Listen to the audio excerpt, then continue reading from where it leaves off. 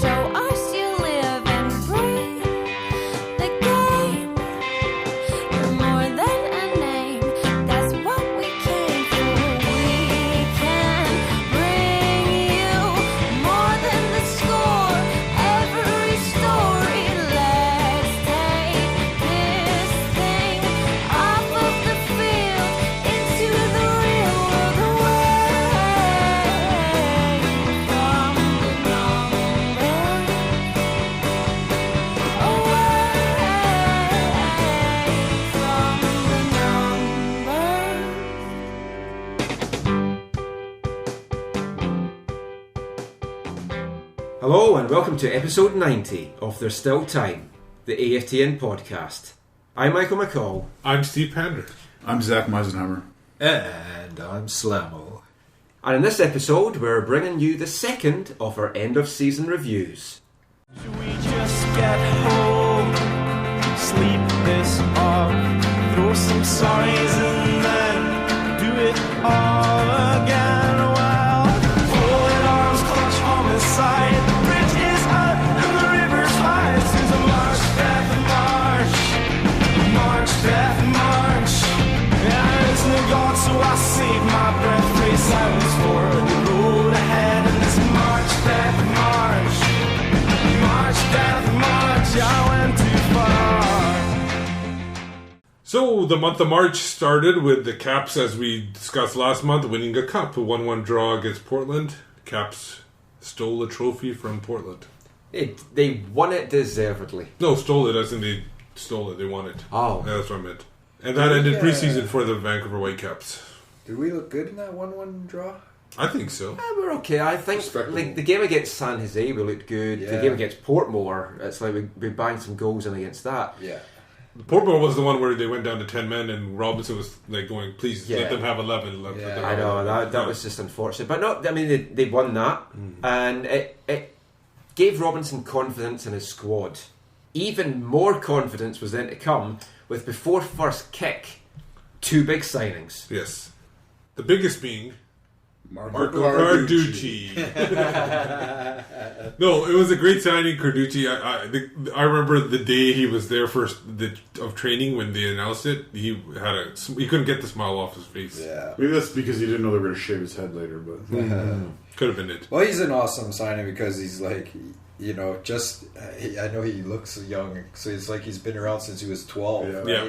It seems like we've been watching him play forever. he's a quality fellow. Yeah. And he's older than his age, and like the way he carries himself and stuff like that. So he's going to be around for a long time. Yeah, his maturity. Like when you talk to him after, like what think about the Toronto series in the Voyageurs Cup, where he gets fouled for a goal that should not be a goal, and then Which we'll talk about in May. Yeah, sorry. But when you think about his performance in the year, when you talk to him after those, like he still has this the right perspective you want a player to have. He's a quality player and he's going to be around for a long time. And of course, that was on March 4th he was signed. And then officially on March 5th, it was another quality player that hopefully will be around for a long time. Pedro Morales, Pedro Morales signed. Now, there was, before and end of February, we didn't discuss it then, but he was traveling back and forth from Spain to Portland back and making trips and getting some stuff done. But the official signing happened on the 5th. So, I mean, Pedro, we all know what kind of a season he had, but when we first signed him, no one really knew who he was. Pedro?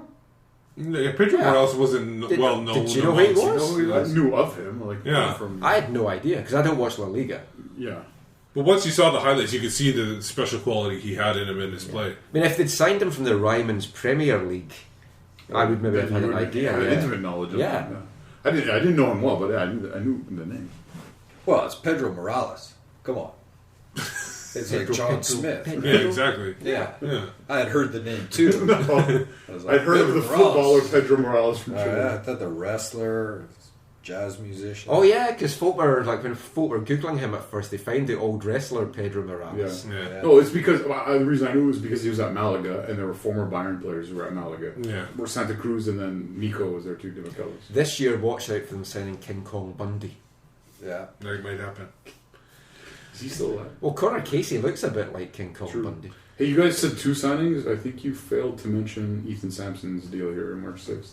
No, but Oh, it's coming. That's 3 Said days in a big. row. I said big Yes. signings. Yeah, Yeah. that was a big signing. Ethan Sampson at the time was not For a big Ethan, signing. for No, Ethan and his family, that was well, big signing for them. We Yes, did. story-wise, it was a good signing. Me and Michael at the time, and we'll admit this now. I know. At the time, we didn't think too much of him You because didn't we'd really. seen him in PDL and he was not impressive. But by the end of the year, I thought it was pretty impressive. In the Yep. Dallas playoff game and stuff like that. So yeah, I tell you, I'm actually, and folk think I'm crazy for this, I'm borderline. I think I'd maybe rather have him playing than Beitashour. I think he offers more at the team. Beitashour's a steadier player, yeah. more experienced, won't make the same mistakes that Samson will make. But I think there's some things, and this is me come completely full circle on the guy, but there's things that Samson has in his game that Beitashour doesn't. This hard tackling and just the desire to just go full-blooded into stuff. He goes full blood. I think Beitashour can still make tackles. We talked about the RSL tackle, but the thing is, he makes it more calculated and picks his spots where. But as a goalkeeper, that's what you want, Yeah. right? So when you talk about the impact it has on the game overall, if Osted has to is this going to happen here, and then hope he makes a tackle or he doesn't, and then have to react to that. He can't play as that's why I think Beitashour is just so consistent. But I think Samson can learn from that and get better and better as if he's willing to go long term with MLS. Then I think he could be a solid player down the road. So all the signings that week built up to what everyone was waiting for. First kick, 2014. It's a dream scenario for Robbo. His first game as a manager against his former club at home. Whitecaps win 4-1. 2 of the goals are from one of his best friends in football, Kenny Miller. Dream start. He won the battle of who was the smartest looking manager on the sidelines as well, with this beautiful tie and sweater combo. Just a dream day for him. We do so well on season opening home matches. Yeah, it's unbelievable how well we do. Yeah. And the thing is that game also you got to see a little bit of Pedro Morales too, and near the end of the game because he substituted on. Paquito. Yeah, and so it was a dream debut from him as well, and it was a dream start for everybody. Sebastian Fernandez is straight from distance. Yeah, I mean, Slamo, what was your thoughts of the team when you saw them in that game? Oh, in that game, well, there was sense in the build up to it that we were going to have an attacking team, and it ironically it wasn't at the end of the thing, but it was kind of leading up to that in this match, and it kind of at that moment it was like everything is on track and it's happening the way it's supposed to happen, right?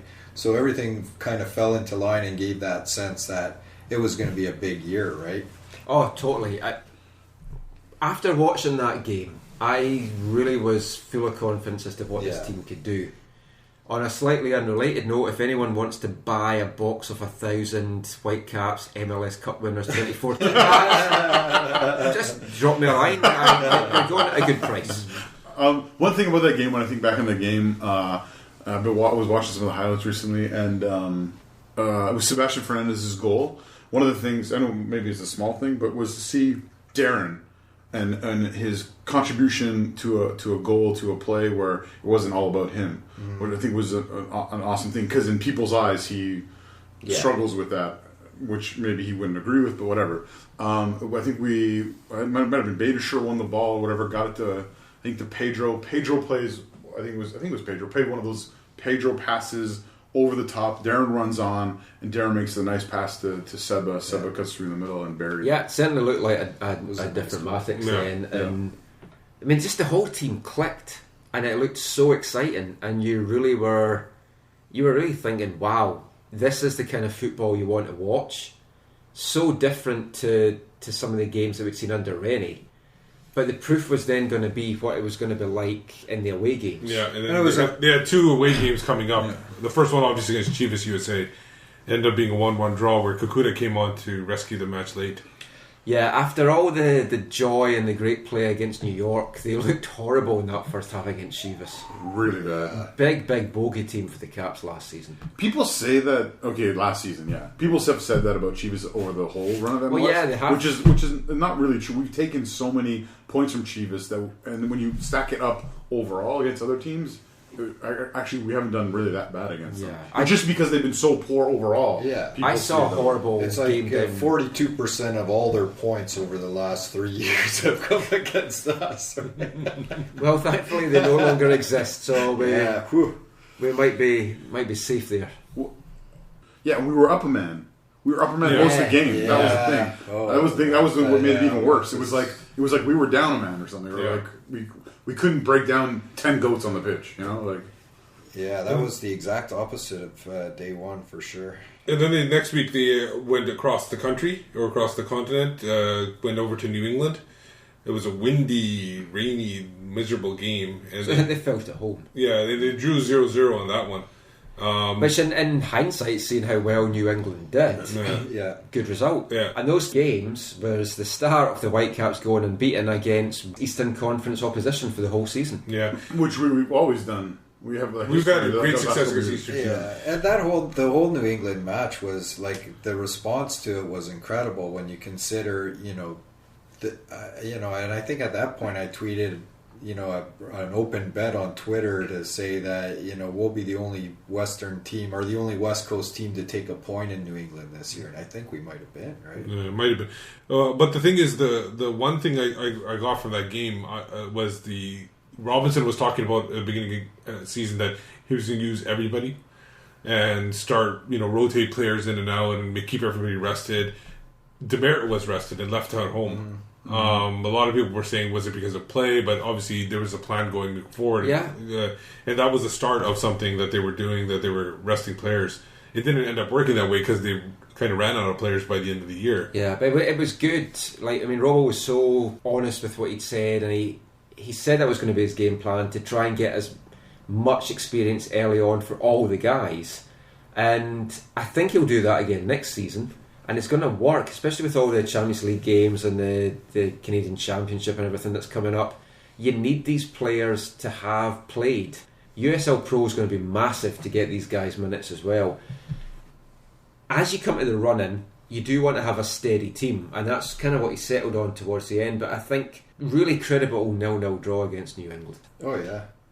And that was, I think, also David Ostead was, like, people were questioning him against New York and the goal he led against Chivas, but in that New England game, he came up big. You mean that save near post? The one big save, yeah. We actually saved, but there were a couple other ones too where the ball was kind of wivery because of the wind and everything, and he had to make some important saves. Yeah, so it was positive. We hadn't lost in the first 2 games. I still remember feeling at the time a little bit disappointed. Yeah. Not in just the New England game.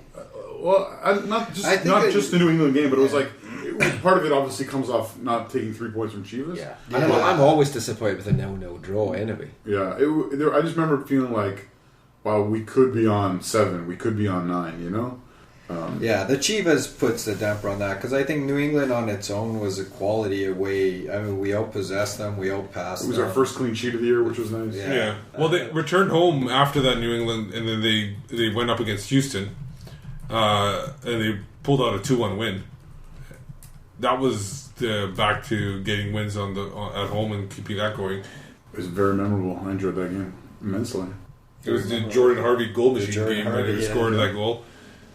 Kenny Miller double penalty after he that first chip to the top corner, and then he was going to take it again because Darren encroached, I think, and just put it away. But I think most of the headlines that week, end of that week, really fell upon one player, and it was a player who was out of shape so much that he really could not run a bike rack. Yeah. Or jump a bike rack. Inanimate objects are difficult to avoid, let's be honest. Yeah. I mean, who hasn't walked down the street and fallen over a bike rack? Or ran for his life and fallen into a bike rack.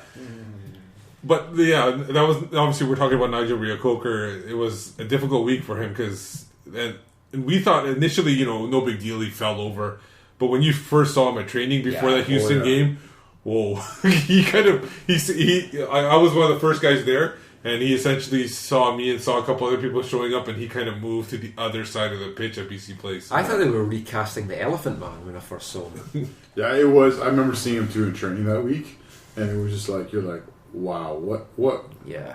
That was How big that's was some- that bike ride? Yeah, that's some fall. Like that's some scraping of a head against the concrete. Yeah. Because when you first saw it, right, it was still sort of like an open wound or whatever. Yeah. Still like it hadn't healed It over. hadn't healed over, And yeah. it was just like, oh man.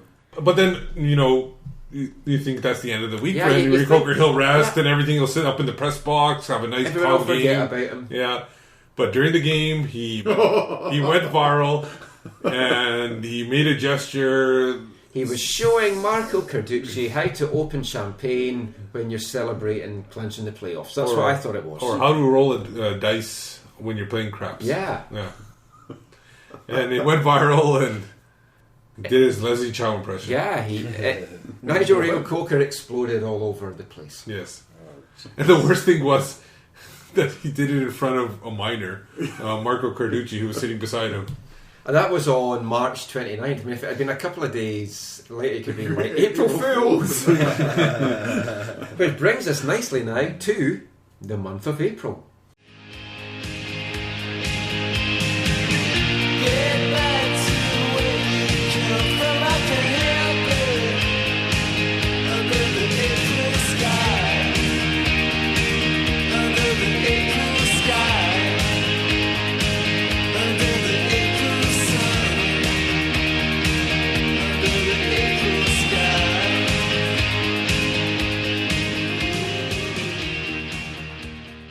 April Fools, April showers.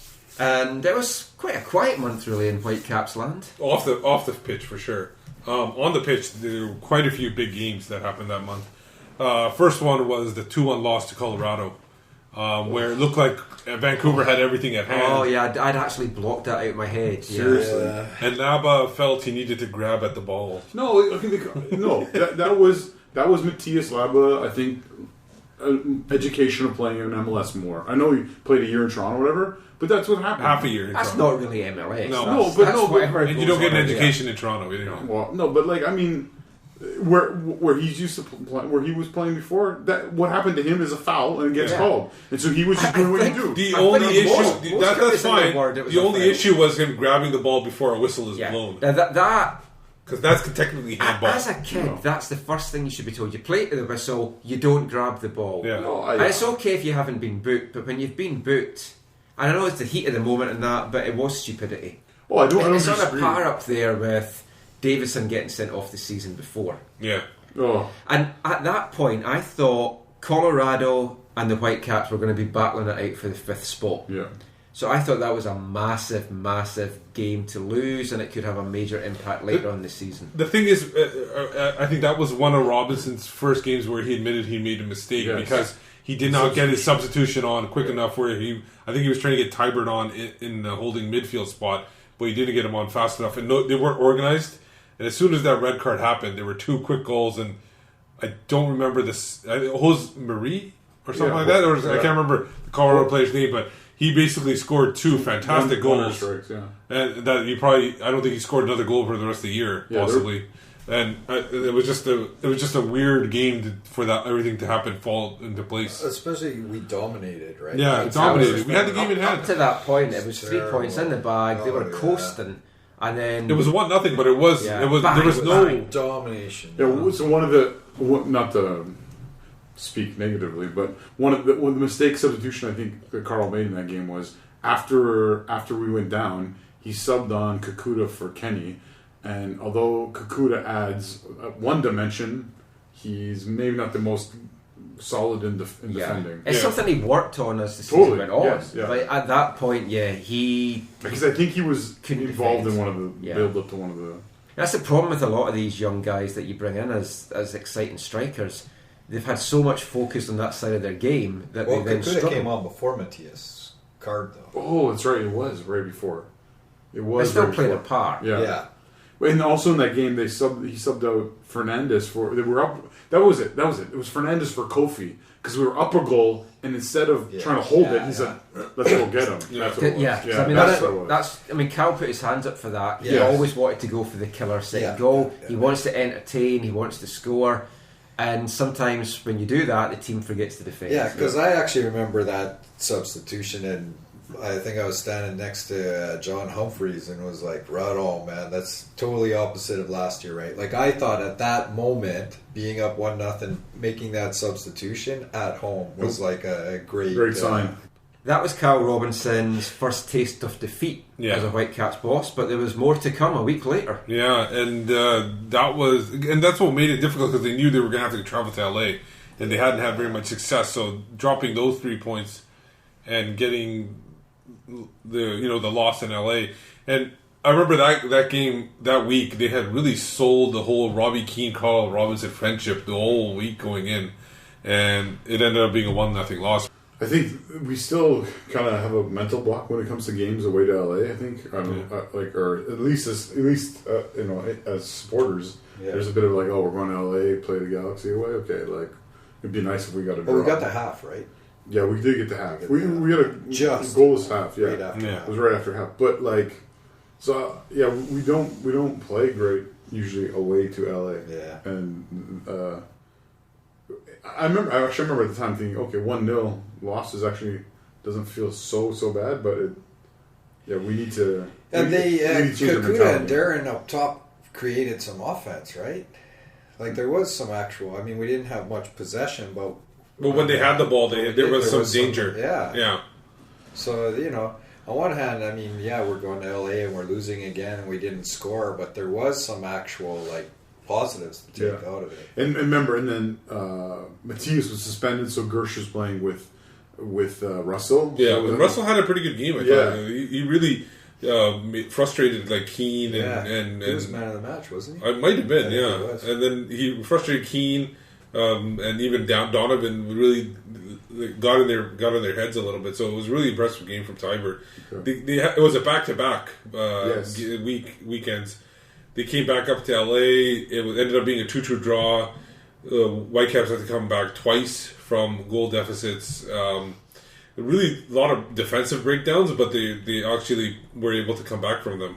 Well, I don't know. I think I was a bit disappointed because of what had happened in LA and seeing some potential, so I kind of had maybe I hyped myself up too much for it, but I thought we had a really solid chance for a win coming back home, and so going down twice, as exciting as it was to tie each time, it was disheartening to go down twice. The game got off to a horrible start because yellow card right off. Yeah, and he got booked in the first minute. It was one of those things you're like, referee, you cannot give a yellow card for that in the first minute. Yeah. It was just like, you've got to be joking me. Seriously, It basically neutered Andy Ryan for the watch the game. Yeah. I remember for LA, I think we talked about it at the time in a post of that, but Rob Friend came on and made a difference for LA. Like he set up the goal, but he also played that big target man really, really well for them. Even though it was maybe his best game all year for the first. It could have been, I think so. He had a decent game in the LA home game where they played in LA, but when we played away, when they came up here, it was much better. After that, one more 2-2 draw at RSL. This is a game that really it didn't seem like they deserved it all. They came out so flat in this game, and it basically was rescued by the 2 Uruguayans. I think both of them came off the bench in that game, and Mesquita scored a fantastic smart goal where he just. He started the play and then he followed up into the net and got in the right position. And then Fernandez, we talked about Beitashour in an earlier month about his tackle, and Fernandez took that ball and scored from I think 30 yards out or 35 yards out or whatever it was. Yeah. It was crazy distance. I remember for me, I watched the game. It's only the second time I watched the game at Big Ridge in South Surrey. In both games, both games. I celebrated goals by like being on top of the bar stool because they were so dramatic and so awesome. The other was the 3-0 away to Montreal. Oh, yeah. When Camilo scored that second goal, Yeah. and when Sebastian hit that, it was unbelievable. Yeah. It was just like, And the funny thing is, oh man. and the funny thing is that before that game, we talked to Marius Rovda and we were talking about Nick Raimondo and how are you going to beat him, right?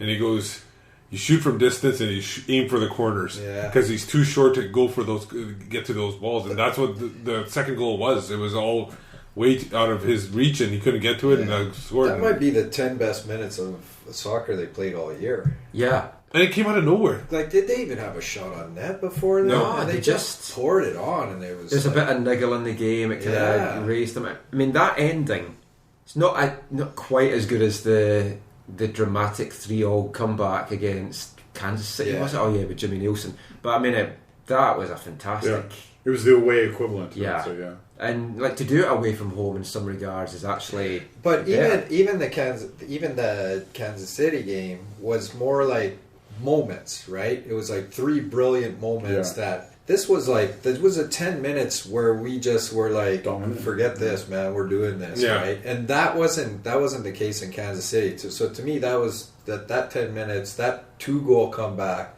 was the most impressive moment of soccer they had all year that I can recall. So that was, like we said before, not very much happening off the pitch, but on the pitch, really substantial games in the month of April. 2 losses and 2 draws. So I remember feeling at the end of the month a bit of a letdown. But again, those the highs of like the comebacks. Yeah, I was the same. I wasn't sure what was going to happen next, but May certainly got off the bang. Kayla was the start of something big. You were there in the beginning. You were there to see him play. Mayfly woken up when skies are blue. I don't mind the sight of you. Keep me company till she comes again. Spring is in the air. It's May. And it's a special month for the Whitecaps because they were officially celebrating the 40th anniversary of Vancouver Whitecaps' first ever match in the old NASL. Yeah, and they played against San Jose in that match. They hosted them at BC Place. It was a 3-2 win over San Jose. They kind of carried over what was going on with RSL that last 10 minutes. They brought it over to I think they dominated the match. I know it's 3-2, but I don't think San Jose was really in the game too much. It was a Morales brace that led them. I want to take your word for all this because I missed the first half. Oh yeah, card troubles. Yeah, card troubles. The best first half I think the Whitecaps probably played all year, and I missed it because I had gone to a Provincial Cup semi-final up in Coquitlam. It went to extra time and penalties. I was trying to bomb it back, and then my car died on me at a junction, and I had to get towed to a garage and then make my way downtown, and I missed the whole first half. So I'll sit out with this one and you guys can talk about it. Yeah, that San Jose game, Zach, I think... by the way, we should mention Slamo is not here for the month of May. Zach, that game, I think, was really a good jump from what happened in the last 10 minutes of RSL we talked about last month, and they brought it over into this first half. Yeah, it also had that feel like we were talking about earlier, like first kick, big matches that like... whatever, like it had that kind of feel. Like here's this big match. We're celebrating the history of the club, and it was like, they came out like gangbusters. Can't go like gangbusters, like you were saying on the heels of those 2 late goals in RSL, and then it was like, boom, boom, boom, when we were up 3-0. It was pretty intense. Although I didn't get to see it live, I did watch it when I went home, and it was a fantastic performance. I mean, that first half, the team was just clicking, and it was what they needed. It came at the right time on the back of what had been a kind of disappointing April, really, because you had March where the Whitecaps were unbeaten. You had April where the Whitecaps were winless. How was it going to go for Carroll? It's like had he peaked early, had his bubble burst. So I think March was a key month to kind of see what he was made of, and that game really set the tone. Yeah, the opening goal, Kakuta. I remember he took the shot, he hit the post, came back to him, and he scored off the opposite post. Off the opposite post. Nice. And Morales, like we said, was a brace. Unfortunately, the next day, some bad news for Whitecaps. Well, it was the middle of late that night. Late that night. It came out, but it didn't get officially until the next day. But you know what it was? I remember before I went to bed that night, I was looking on Twitter, and there was this tweet from Laura, from Kenny's wife. Yeah. And she was that's like, where it broke. I'm so excited I can't sleep or whatever. I was like, they must be doing something special on Sunday together. And then it was like, you woke up the next day and it was like, Kenny's not going to be here anymore. And then later in the day, the official announcement. Well, she had some other tweets too that she had to delete quickly. Oh, really? Yeah, there were some other tweets as well. But like it stunned me. I thought he was going to leave in the summer. Yeah, but to leave when he did, I was shocked, totally stunned. And it was clear that like a lot of people, even end of the season, were mentioning, why did you cut Kenny Miller? No, the people on Twitter did mention this, that they were asking Robbo, why'd you cut Kenny Miller at that time? Never cut him. No. This was all coming from Kenny Miller, and then Whitecaps just did him a favor and let him go out of his contract. Right? Well, yeah, because he wasn't going to get a deal here. No, he wasn't getting a long-term deal here. Well, not at that time. Yeah. There was nothing promised until June was going to happen. Plus, his wife did want to really go back to Europe anyway. Yeah, but it was... I know people like to focus on that part of it, but it was more about... It wasn't as much about his wife. It was, I think, primarily it was about a long-term deal. It could have. Maybe he would have stayed, but I don't think he would have stayed for a long-term deal. Personally, me and Michael had discussed it. If Camilo hadn't left in January, I think Kenny Miller would have left in January. I think there was a chance where he would have been let out of his deal back then. I think he decided to stay till June in order to help the Whitecaps find somebody to replace him, essentially at that time. But at that time, by the time it came to May, you know what? People were ragging on her. It's her own choice. It's about her family and everything. If he needs to go because of the family, that's no problem on anybody's part. He put in his time. Like you said, he wasn't going to get the long-term deal. It had to happen. But in no way did the Whitecaps facilitate this release of Kenny Miller. No, it was, and again, under the reign of Carl Robinson, it was another sign of, hey, we're willing to talk to a player and figure out what's the best, not just for us as the club, but what is best for the player. And so it was a positive sign in that, how do we treat our players? Exactly. Especially when things are coming to an end. I mean, he's a Scottish legend. For what he's done for the national team, I mean, I'm not a Rangers fan, as Photo knows, so I have no interest in what he's done with either of the old firm. But as a Scottish national team player, he was a legend. To see him playing in Vancouver, for me, was great. He contributed well to the team. And I do feel that if he had stayed till the end of the season, and it's all speculation, you just don't know, but that could have been the difference between a fourth place finish or more and not. I mean, Carroll's already said the difference that he sees between Seattle and Vancouver is 20 to 25 goals. Now, Kenny Miller wasn't going to get 20 to 25 goals. But he would have helped other players get those goals. And so many draws, 13, 14 draws, forget what it even was now. Having a goal scorer to convert some of those chances. Biggest one that springs to my mind, Dallas, the 2-2 game where we had 30 shots. A Kenny Miller guy on the pitch just has to convert one of those chances. You've got an extra 2 points. Do that in a couple of other games, you've got 6 points, you've got 8 points. He could have been a difference maker, we'll just never know. And he brought an aerial threat that we don't really have. We didn't really have after he left. Aside from all those other things. I think at the time as well, like Robbo said, he's not going to let anyone go now without having a replacement lined up. This kind of caught him off because he didn't have a replacement lined up. Mm-hmm. We'd heard that he had somebody lined up to come in the summer if Kenny wanted to go, but obviously this was in May, and then no one came in the summer. It was just such a big loss, and I think at the time folk just didn't appreciate how big a loss it was going to be. Yeah. And then you're the problem with the summer, and we'll get to this later. There was another player that we lost in the summer. That complicated the issue of whether we were going to bring in a striker as well. They didn't have much time to deal with the Kenny Miller issue because they had to get to Toronto and face TFC in the Voyageurs Cup. And obviously, Kenny, based on the lineup, they weren't going to be using Kenny Miller in that game. because they played a lot of young players against TFC, against a lot of TFC's best players. Well, yeah, and Kenny's departure is also what facilitated Omar's recall, right? Yeah, that's the case too. But then, I don't think he figured in the TFC game though. No, if I'm not mistaken. I don't think he did. Second leg, I think he might have, but the TFC. Let's talk about the Voyagers Cup now. Lot of youth in that team. You had Marco Carducci.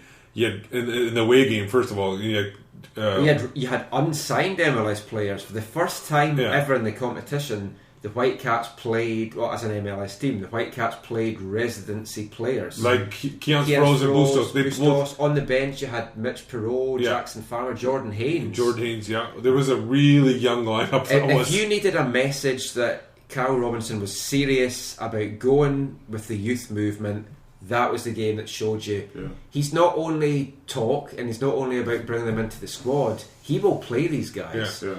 And there's a couple. Omar and Kakuta did play in that game. And then the thing is there were a couple of fullbacks too that they couldn't use. Sam was injured for that game. Ethan Sampson was hurt. Now that was heartbreaking for both of them, because that was their chance to show what they had on the big stage, and they both didn't get to do it, and they were stuck with Nigel. And we're talking, and then the thing is, that's what I was going to get to. Like, they had a lot of youth. It was the veteran that really cost them and screwed up and allowed that goal go in, because that one of those goals could easily sway the whole competition. But I felt really good about the way they played, and I know we want to win the cup, but it was a good balance, especially in an away game. And I personally thought going into that game it was going to be a 4-5-1 loss. Like, I thought it was going to be a 4-goal loss. I honestly did think that. I like it from a philosophical standpoint. Yeah. And like, even based on how it actually went in the away leg, I felt good about it. I guess we'll talk about this in a minute, but I still really wish the return leg lineup had a little bit more to it. Yeah, I mean, the thing with the first leg lineup though, because a lot of fans still make this comment on the articles that I've written on MLS, and that point is that they're disappointed in Robinson. They don't think he should have played that young team. Now, hardcore fans, long-time fans, people that go and watch the residency and support the young talent, they fully get why Robinson did that. Mm-hmm. But you have to remember that is a small section of the fan base, and I think a larger section anyway just didn't get it. And they think that Robinson blew that chance to win the Canadian Championship, lift the Voyagers Cup, and get into this year's Champions League. One more comment about the lineup and the criticism. I still, and I think I've said this before on the podcast, for Fort Grabo, but more so for us as a club, it was a win-win situation, really. Maybe not in the eyes of all the fans or supporters, but it was win-win. You play the young players, and they have this tremendous experience, assuming we don't get crushed. They have they have an experience, period, and so you're developing them. They go out and get a result, and you're geniuses, right? So I don't know. For me, like, I'm torn because the first leg, I was more like, wow, and I was like, this is a little bit crazy, but I'm excited about it, and I was more prepared for it. It was more the return leg where I was just a little bit like, oh man, like. Well, like the first leg when you saw Toronto's lineup, it's like, you're thinking they're going to get massacred here, but to come away with an away goal. Yeah, which came late. Yeah, and the tie, you think it's really, this is the Whitecaps want to win. And they came close to tying too, I think, at the late game. They really pushed. Yeah.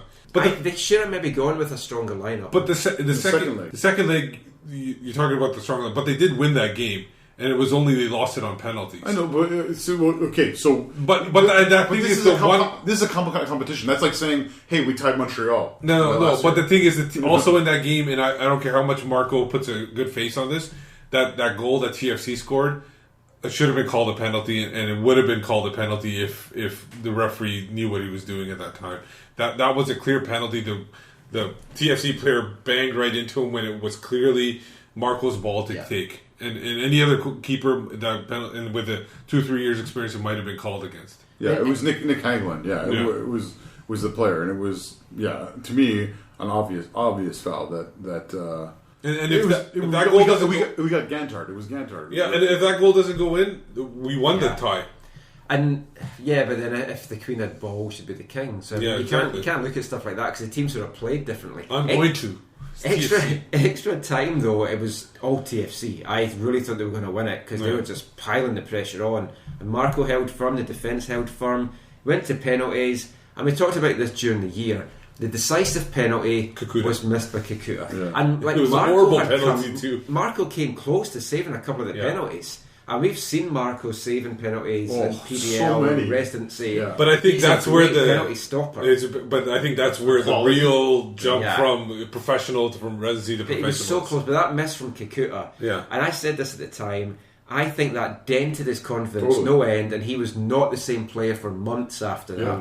And I put it down to that more than his fitness levels. Now, between those two games, that's obviously we can talk about the V's Cup forever, but we can't because there's only 2 games because we got eliminated.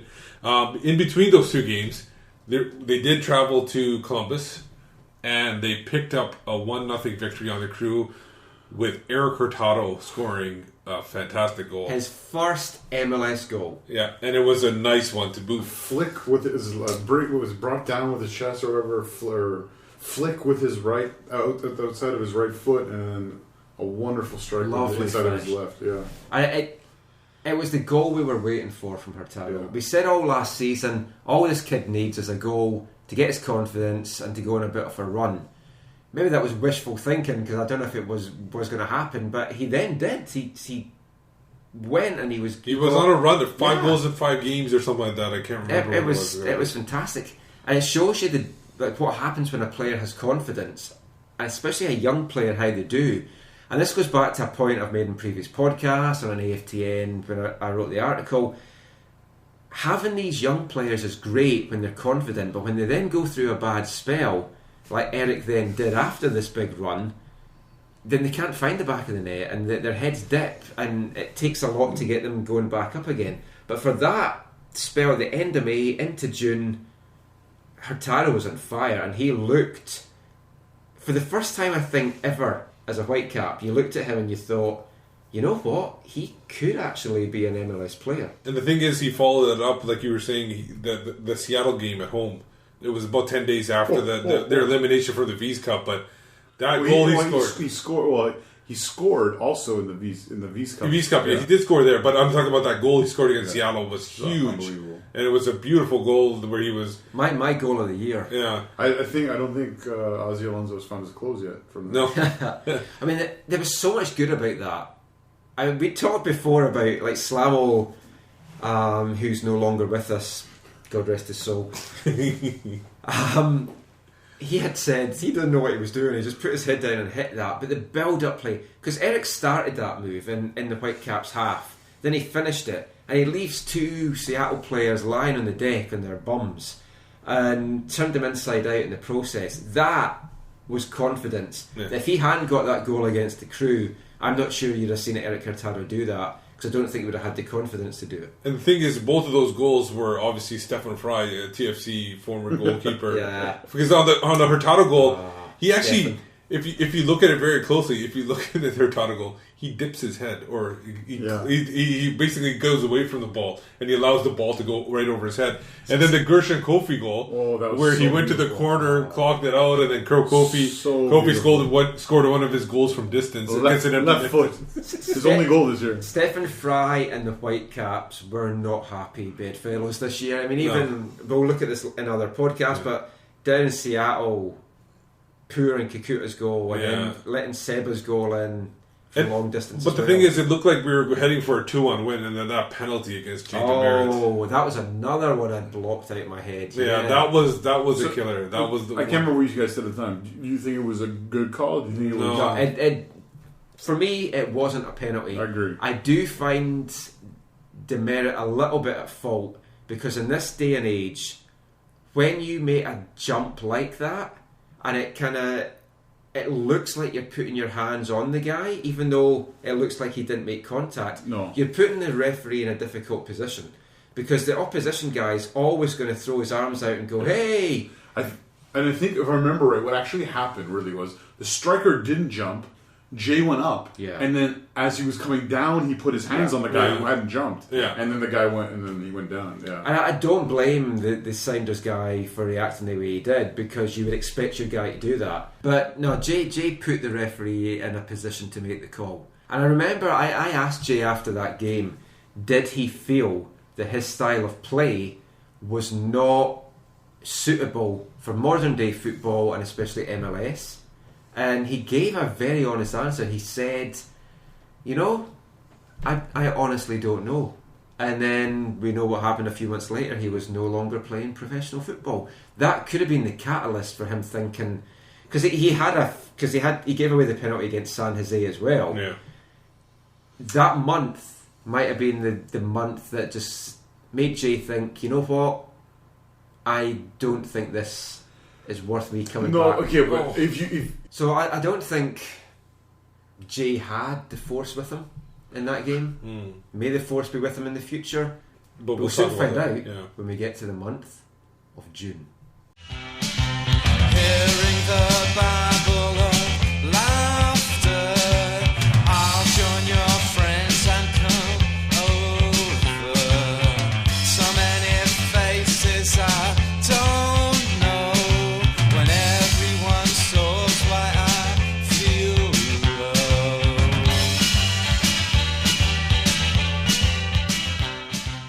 So the month of June started off. Obviously, that was the month the World Cup started, so there wasn't too much going on with the Whitecaps. Well, we'd already lost Stephen Beitashour. He'd headed off to represent Iran. Yeah. And the Ayatollah, rock and roller. So the Portland game away. It started off with that was quite the game, the 4-3 win. Yes. nice tifo. Zach and myself were down at that. It was a fantastic occasion. Finally, the Whitecaps have won in Portland. Yeah. I'm trying to do my rock eyebrow raise there, but I don't think it's working. When was it last time? It was what year was that? It was Vicente 2010, Arce. Merlo Field. Yeah. Merlo Field. Well, no, we didn't win that. We just went through. Oh, we won the tie, yes. Yeah, the last one was Vicente Arce. Only goals. That was like the year before, maybe 2009. He was the love of your life, wasn't He he? was the love of everyone's life. Yeah. I'd have to let him shag my wife. Yeah, I wouldn't do that. But no, Vicente Arce 1-0.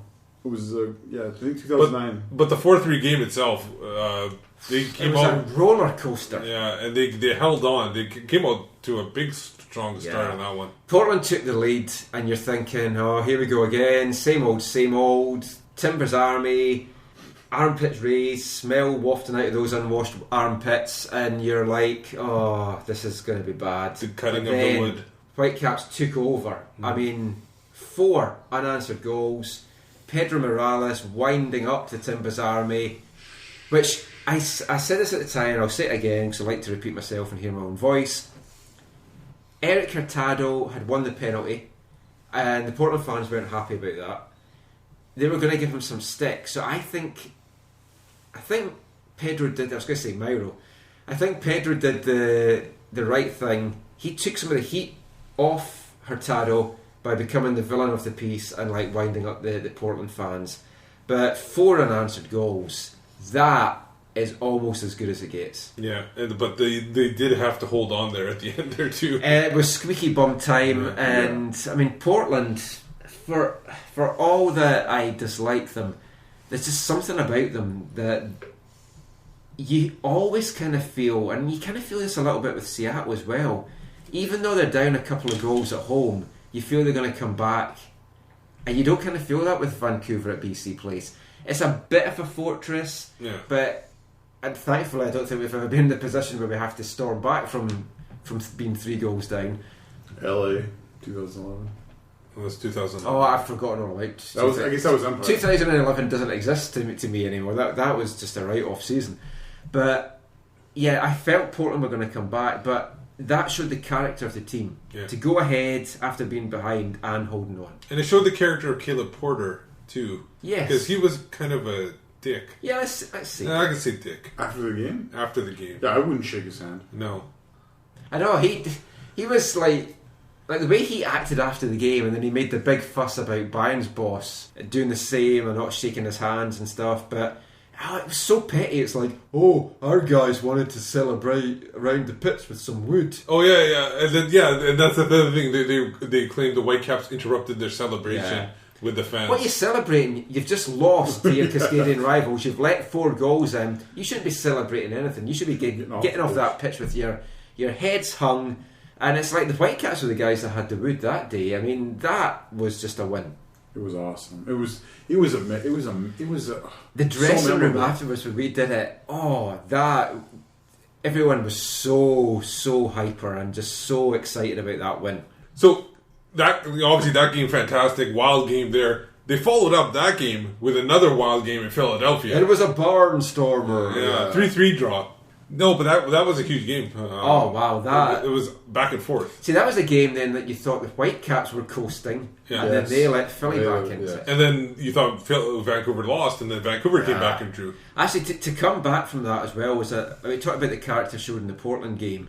They showed a lot of character in that game to come back because they should never have let the lead go the way they did. But then I thought that was over, as you said. But they came back, they got a penalty. It was an entertaining start to the month. Yeah, definitely. But there was some bad news from that game when it comes to a roster player, because that's the game Jay DeMerit tore his ankle, ligaments in his ankle, and you say bad news. Well, bad news is your captain and everything like that. It's your face of your franchise, and obviously, whoa! What word did he just use? He used the F word. F word. We need to censor. Okay, it's like he was the face of the club. I'm keeping franchise. I want everyone to know that you call them a franchise. Okay, whatever. Yeah, and not KFC. Yeah, so you. That's Kingstonian Football Club, who share a home with AFC Wimbledon.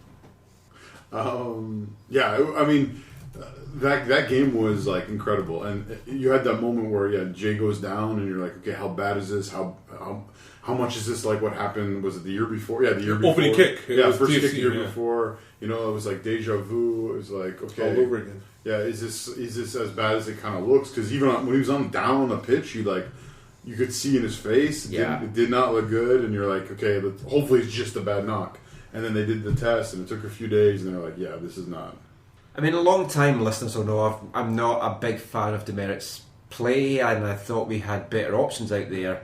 But you don't want a guy... I mean, his story to get to where he has been is fantastic. I helped promote the Jay DeMerit story when it first came out and everything, before everyone else took hold of it. And it's a great story, but you don't want to see his career end that way. It was just such a sad end for him.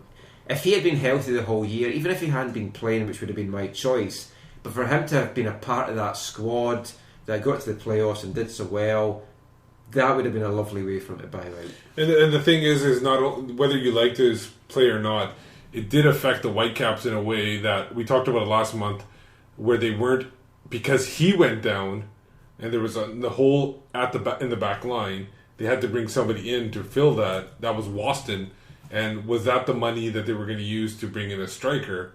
So it kind of really, there was a domino effect where that injury affected other things happening later on the season. So you're saying you think that impacted them bringing in a striker? Possibly. I don't think so. No, I don't know. I kind of think it might have, because they did have the allocation money from Camilo that they didn't get till July. So they had that money there to spend.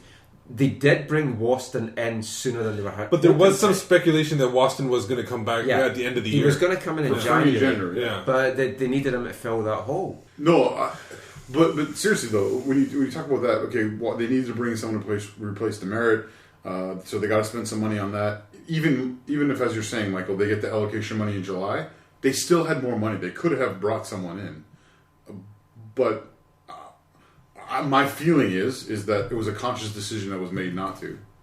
Like, again, going back to the comment I made when we were talking about January or February, like they were saying from the very beginning, what we have is a rotation of strikers, and we're going to need scoring by committee. And it was like they knew that from day one, and that was what they were sticking with for the whole year. It was a difficult time. They did have a lot of time to figure out what they wanted to do because they had the 18-day break. Yeah, World Cup break.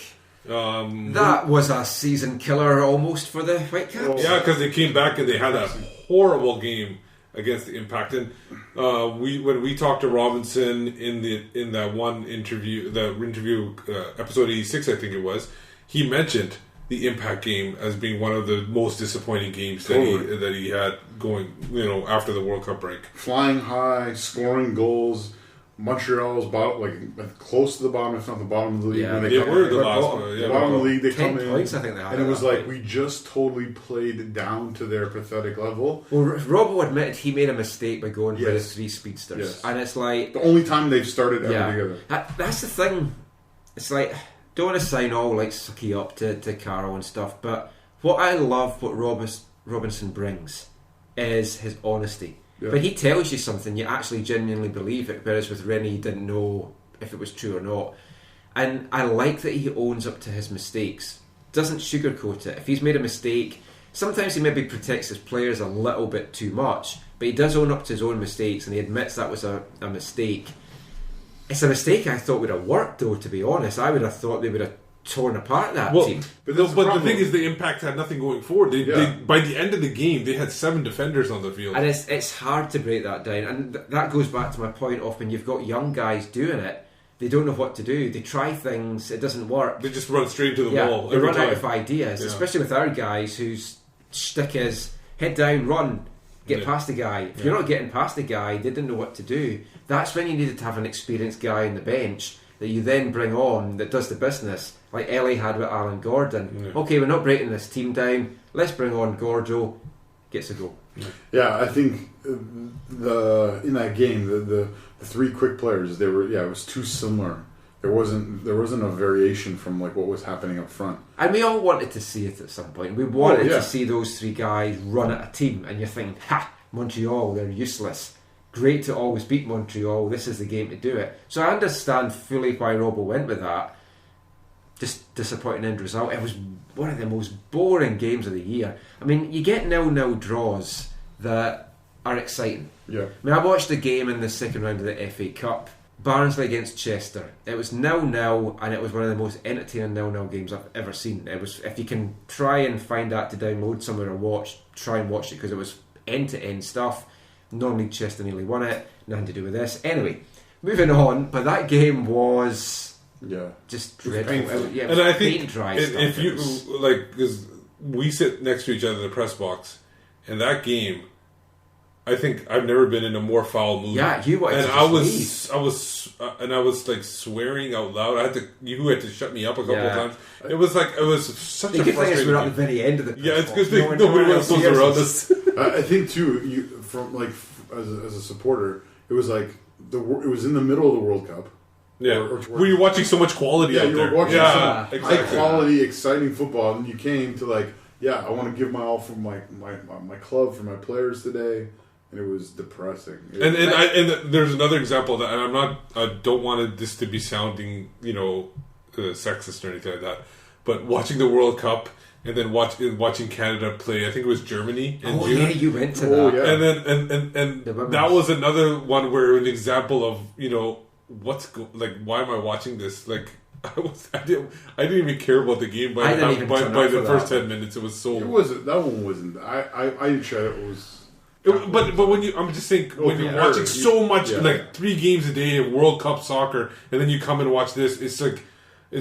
You could tell where this dip, and same thing with MLS. It's the same thing with the men in MLS.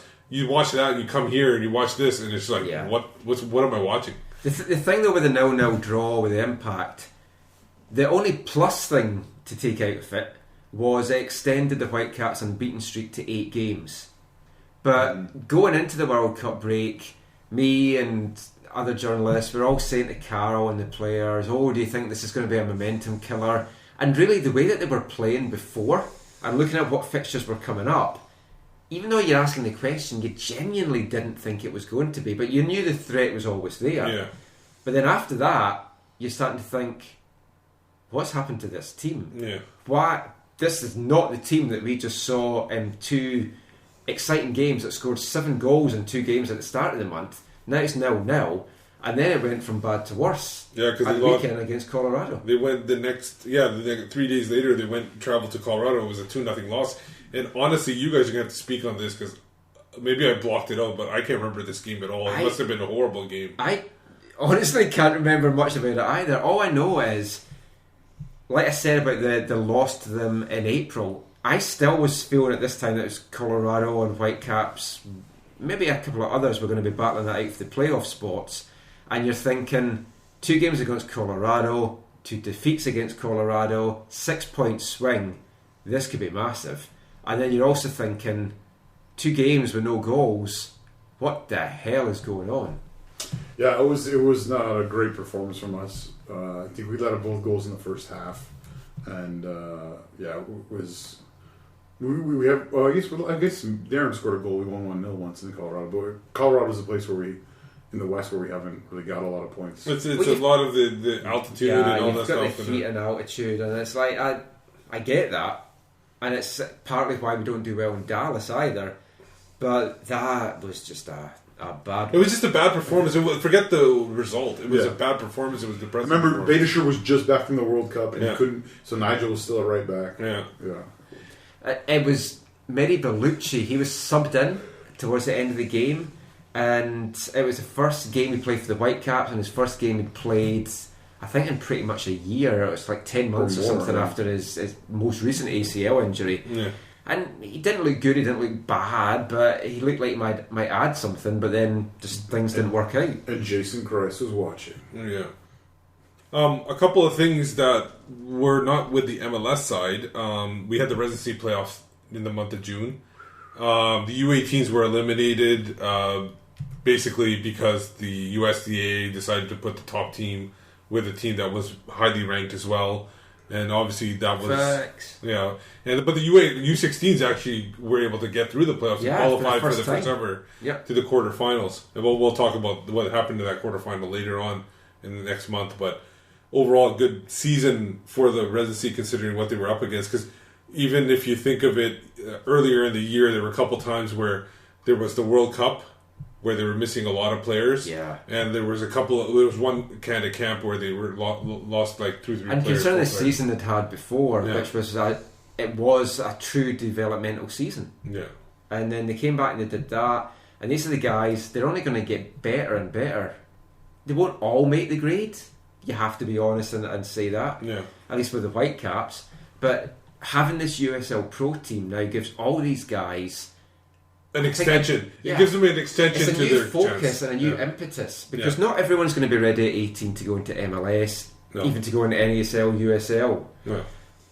But having that USL Pro team, not everyone wants to go to university. No. And these guys, it just, as you say, it gives them an extension to doing something. And some players will develop when they're 18, 19, 20. But the 16s were fantastic, and they've gone on and built on that this season. And some of them's moved up to the 18s. Some are still with the 16s, and both teams are flying. Yeah, this had a good start to the season. Yeah, but so both teams had a really good playoff. It was disappointing for the 18s. It's always disappointing when it's guys in the 18s and they're leaving the programme, because they've been together for a while and then they move on, and you want them to lift some silverware at the end of it. Yeah. And it was a really talented under 18 team. Yeah. Just really tough draw. It was sad because it was like you said, an end of an era for some of those guys, and the Umbrella Academy, it was fun being a part of. You're honoring those guys for their season and stuff, and maybe that was later in the summer or whatever. But no, it was just before the playoffs. It was just before that, yeah. It was in June, yeah. So just like I remember that day, we got like a glimpse into like what's like for them, because we got to be at training and then we got to kind of attend like a team bonding U16 team bonding event, and like. You just saw like the camaraderie, the excitement for going into those playoffs, and you have guys who graduated out of the program, and it's exciting and it's sad and whatever. But I just love how we have like, and it's developing with the USL Pro link there. We have a proper club, and we don't maybe highlight it enough, but like there's a good ladder now. Yeah, that rung is not missing with USL Pro now, and we're one of the first clubs who like invested this way in a residency, in an academy, and whatever. And it's good for Whitecaps. It's good for Canada. Totally, both. But that was June. Yeah, summer's with us. What would the Whitecaps do? 2 bad games after the World Cup break. Could they bounce back in July? You'll have to tune in next time to find out. So just before we wrap up this episode, if you want to tell everyone where they can find you online. Slamo? At Slamo on Twitter, SSSLAMO. Zachary? Zachary AM at Zachary AM on Twitter, or in the movements at Curva Collective. Hopefully your movements are regular. And you can find me at Whitecaps Beat. And I'm Michael McCall. You can find me on Twitter at AFTN Canada. You can read all my stuff, AFTN on Canadian Soccer News, aftn.ca, canadiansoccernews.com, and I'm also the beat reporter for the Whitecaps for MLSsoccer.com. So as always, thanks for listening, take care, and until next time, Mon the Caps! When you're listening in some far-flung corner of the globe to the World Service of a Saturday afternoon, crackly reception, interference, cosy, marvellous. Somehow comforting, isn't it? You know, legendary names, fathers and sons on the terraces, cheesy peas at half-time, pint for dad, mum's at home making the tea. Oh, everything's all right with the world, isn't it? Saturday afternoon is football.